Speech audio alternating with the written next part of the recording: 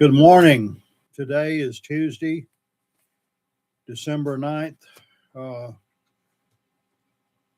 2025. I hope everybody has a great day. I want to go back 10 years in history to look at the year 2015, which uh, was an important year in history and also an important year in my life. Of course, every year is important for some way or another. That year, 2015, was designated by the United Nations as International Year of Light, International Year of Soil. Some of the major news events for that year: January 1st, Lithuania officially adopted the euro as its currency, replacing the litas, and becomes the 19th Eurozone country. On January 15th, the Swiss National Bank abandoned the cap on the franc's value relative to the euro, causing turmoil in international financial markets. I'm not an economist, so I don't really know all the implications of that. On February 16th, the Egyptian military began conducting airstrikes against a branch of the Islamic militant group ISIL. That's the Islamic State of Iraq and Levant, in Libya, in retaliation for the group's beheading of over a dozen Egyptian Christians. And it was previously called ISIS. But it's ISIL is the more proper name for it. It's made a lot of news in recent years. The Islamic State of Iraq and Levant on March 12th became allied with the fellow jihadist group Boko Haram in Nigeria, effectively annexing the group. April 29th, the World Health Organization declared that rubella had been eradicated from the Americas. Between May 1st and October 31st, Expo 2015 was held in Milan, Italy. From May 19th to 23rd, Eurovision Song Contest 2015 was held in Vienna, Austria, as won by the Swedish entrant Måns Zelmerlöw for the song Heroes.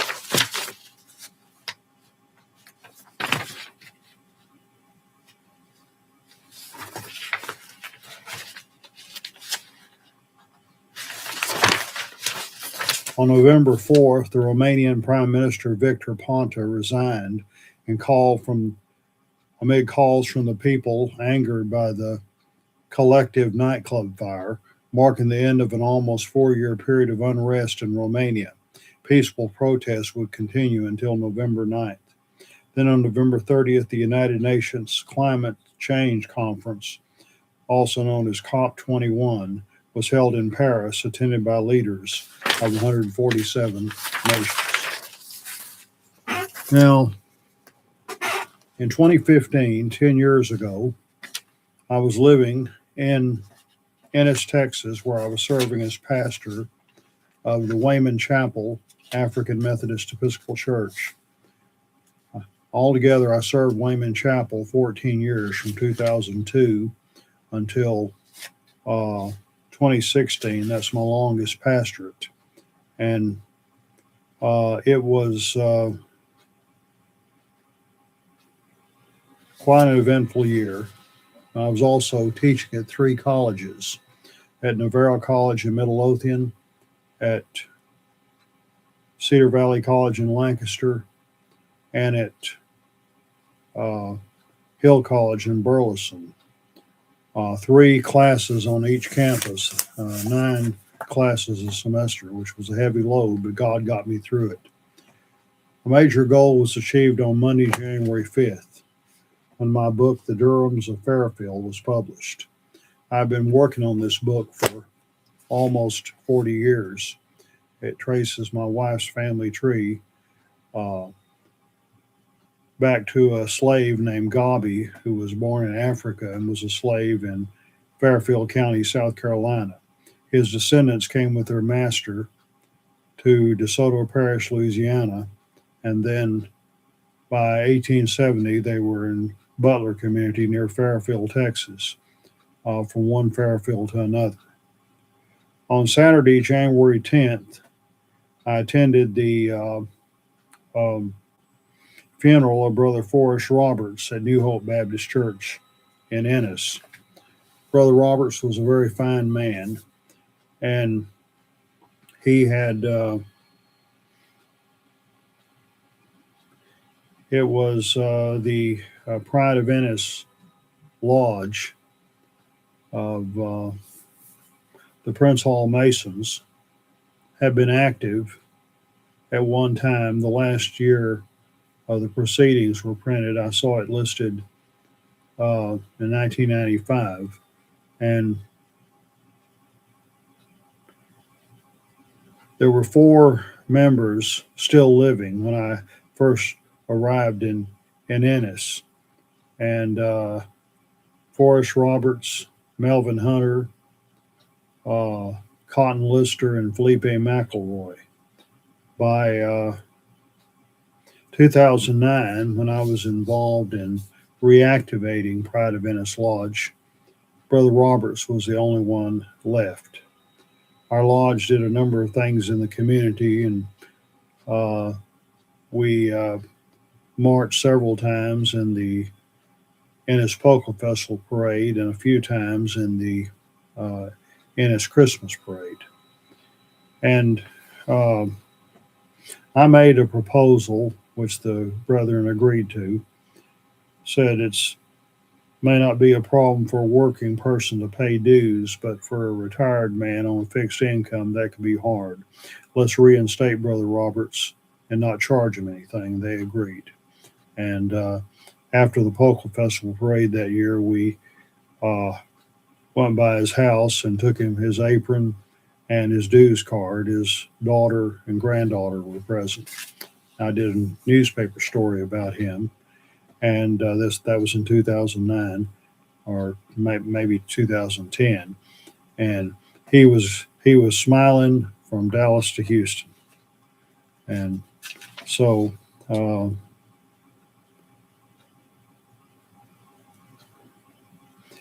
on January 14th, Deborah and I flew from Love Field to Tampa, Florida, and we were there through Sunday. We flew back to Love Field on Sunday, January the 18th, but we on Friday night of the 16th we attended the Shriners Hall of Fame banquet, and that day we visited the Shriners Hospital for Children in Tampa. We stayed in St. Petersburg and attended the uh, East West Shrine Football Classic at Tropicana Field that Saturday. It was really a wonderful trip. And we, on Monday, January 19th, I marched in the Martin Luther King birthday parade in Dallas.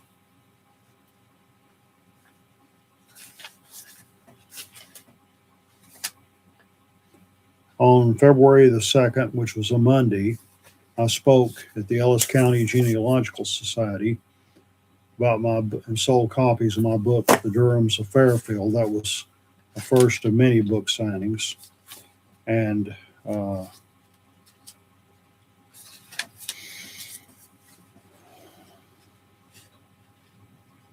I had another book signing in the at the Waco McLennan County Library on Saturday, February 21st, and I returned to Waco again on the evening of Tuesday, February 24th, and had a book signing at Baylor's Pogue Library. I had another one on February 28th at the Teague Community Center, 511 Main Street, right across from the apartment where I lived in the 1970s. And it's not much.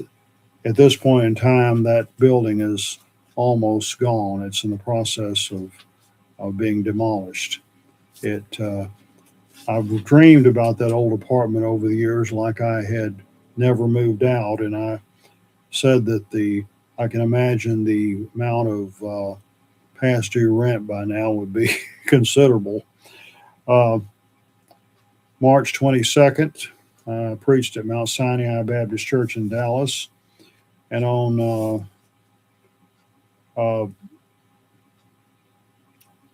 Saturday, February 28th, March 28th, I did a book signing. I took part in a book fair at the Palestine Public Library. Afterward, I went with a friend to Crockett, Texas, to the um, Camp Street Cafe and to see the statue of blues singer Lightnin' Hopkins. On the way back, we stopped in Elkhart and we took pictures at the statue, and then we took pictures in Elkhart of the Pilgrim Predestinarian Baptist Church, the oldest Baptist church in Texas, founded in 1831 by Elder Daniel Parker of the Two Seed and the Spirit Predestinarian Baptist. And we, on Friday of April 10th, I was in Waco and I had a meeting with former Congressman Chet Edwards at the Pogue Library at Baylor. And um,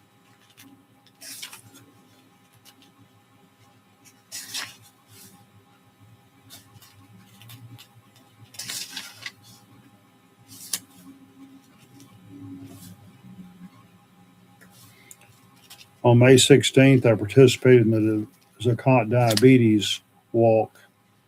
That was on 7 a.m. that Saturday morning in Dallas. Then at 10 o'clock at the Navarro graduation at Southwestern Assembly of God University in Waxahachie. On Sunday, um, May 17th, attended, uh, I hosted the uh, Thanksgiving service and Feast of Isis at Wayman Chapel by the attended by members of Zakat Shrine Temple number 164, which I am a member, and Zakat Court number 133 of the Daughters of Isis, of which Deborah is a member. On May 23rd,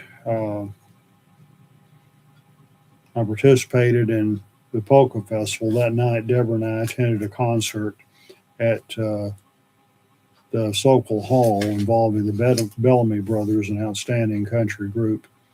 On May 30th, I attended a memorial service for my friend Cliff Cameron at the Cedar Creek Lake Masonic Lodge at Gun Barrel City. Cliff was a great guy. And on June the 6th, I attended a holiday luncheon from Zakat Court, or Deborah and I did. It was at a Holiday Inn on R.L. Thornton in Dallas. And on June 20th, we attended a funeral in Clarksville, Red River County, Texas. My great grandfather and my grandfather both lived there at one time. And after that night, on our way back to Ennis, we stopped and had dinner at Pop's Fried Chicken in Terrell, a restaurant I really like. And on July 4th, we attended the Isaac Durham Branch family reunion in the Butler community. On July 18th, we attended the Wallace Woodard reunion in Bremont, Texas.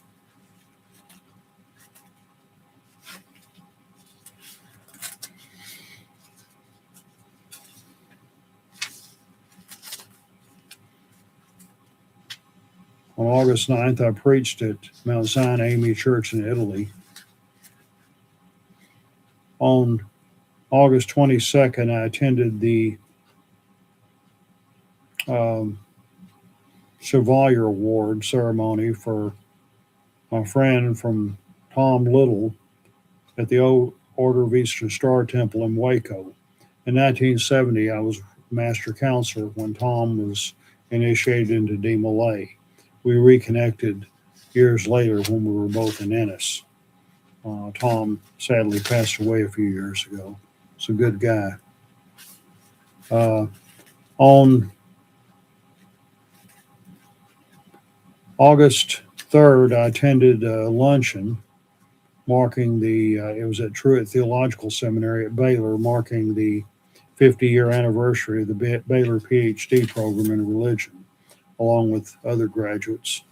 I had got my doctorate in 1995. And on August 12th, we attended my mother-in-law, Eldessa Bass's birthday dinner in Fairfield, and that night, the Wortham Blues Festival. And on September 13th, I preached at St. John Baptist Church in Avalon. A lot of Durhams are members of that church, and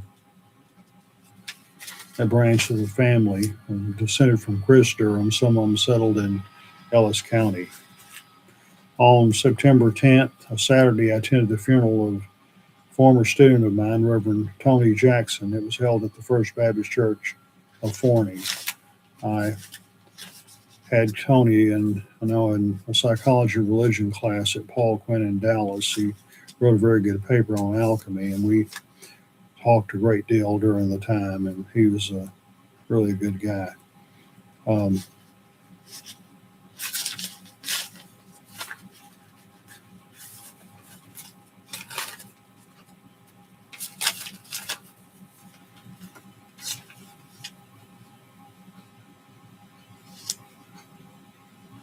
On November 16th, I spoke at a memorial service for Dr. Weldon Walton at Paul Quinn College. He was there for 41 years and friend and colleague. And oh, by the way, on the 15th, that day before, I preached at Pleasant Hill Baptist Church in Whitney. And then it was on the 20th of November, I went to Waco for Dr. Walton's funeral at Carver Park Baptist Church that evening. Well, that afternoon, I visited Dr. Glenn Hilburn, who taught me church history at Baylor at the Hewitt Senior Care, and Dr. Wally Christian, who taught me theology. I visited him at Providence Hospital. Prayed with both of them. Dr. Christian died 10 days later. Dr. Hilburn died the following June.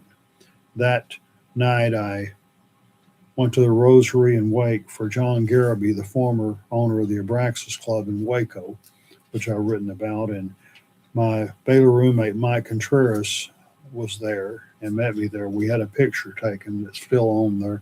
His family's picture of this on the wall, I found out recently, and that's neat. Little did I know that would be my last time to see Mike in person. He passed away on August 12th of 2016.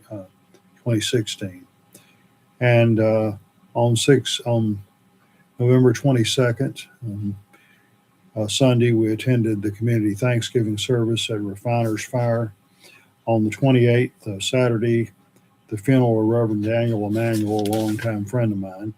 It was held at Carver Park Baptist Church in Waco, even though he was an AME minister, long-standing.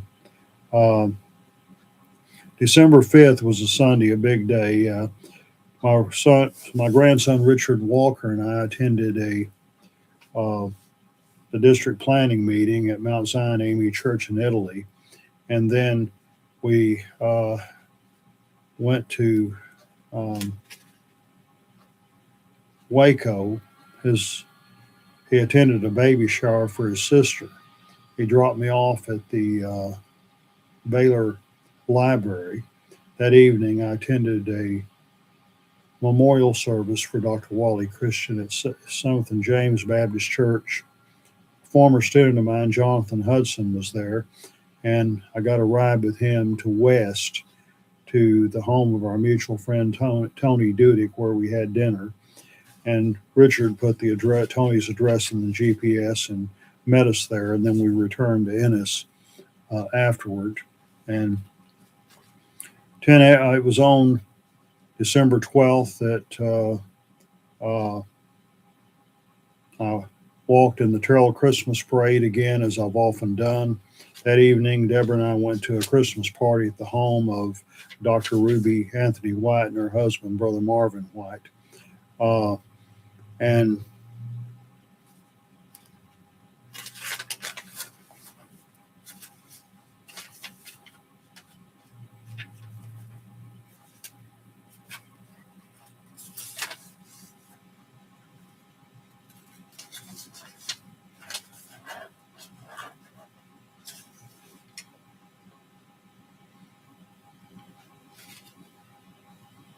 we had an Advent celebration at Wayman Chapel on Sunday, uh, the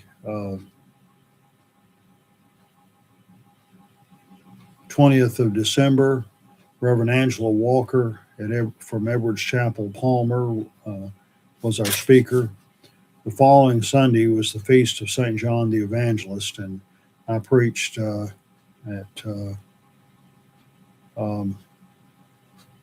on the theme of St. John. 2015 was quite a year. Everybody have a wonderful day.